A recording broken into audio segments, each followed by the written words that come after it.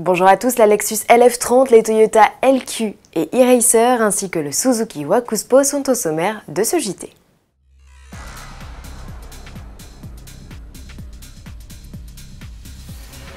Le salon de l'automobile de Tokyo est encore à l'honneur de notre JT, événement où seuls les constructeurs japonais assurent le spectacle cette année.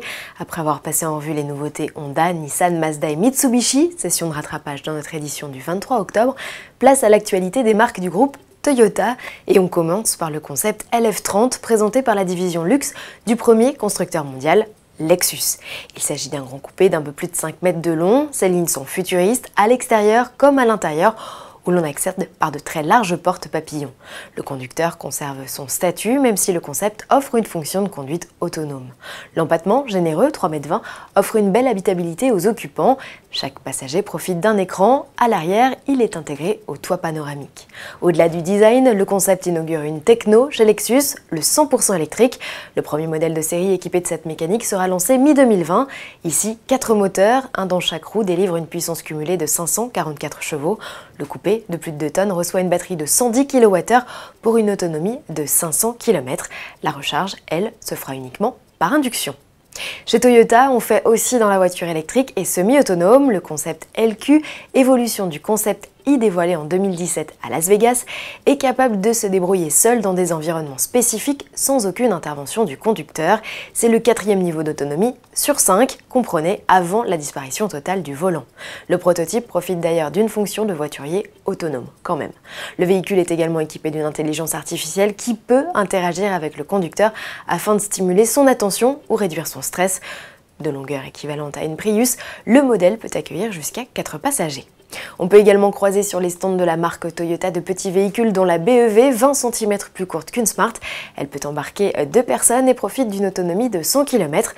Toyota l'a également déclinée en version utilitaire. Et histoire de vous redonner le sourire, la firme nippone présente aussi un petit coupé sportif biplace. C'est la e-Racer. Alors oui, elle est électrique, mais elle conserve un volant. Avec ce concept, Toyota affirme sa volonté de préserver le plaisir de conduire à l'ère des voitures intelligentes et de l'autopartage. Enfin, qu'on se le dise, le président de la firme, Akio Toyoda, pourtant pilote de course à 16 heures, n'est pas hermétique à l'idée d'intégrer des dispositifs de conduite autonome adaptés aux voitures de sport. Pour finir, quelques vraies images du concept Wakuspo. Ce modèle citadin mesure 3,70 m de long. Au-delà de son look délicieusement néo-rétro, il a la particularité d'offrir un coffre rétractable. Selon ses besoins, le propriétaire pourra choisir de transformer la silhouette de son véhicule. L'accès à l'habitacle, qui offre plus de place, se fait via des portes antagonistes. Sous le capot, le constructeur a opté pour une motorisation hybride rechargeable, mais sans plus de précision pour le moment. N'oubliez pas ce soir la révélation de la nouvelle Golf 8 et c'est à suivre sur autoplus.fr. Enfin, au nom de toute la rédaction d'Autoplus, nous dédions cette édition à notre copain Thierry Astier qui nous a brutalement quittés à l'âge de 42 ans. Ex-essayeur à la rédaction, Thierry était un journaliste passionné, grand féru de Citroën. Il était notamment à la tête du magazine Chevronné et venait de publier un livre, Citroën, 100 ans d'audace aux éditions Solar. Son rire communicatif, sa joie de vivre et ses innombrables anecdotes vont indéniablement nous manquer. Salut l'ami, à demain.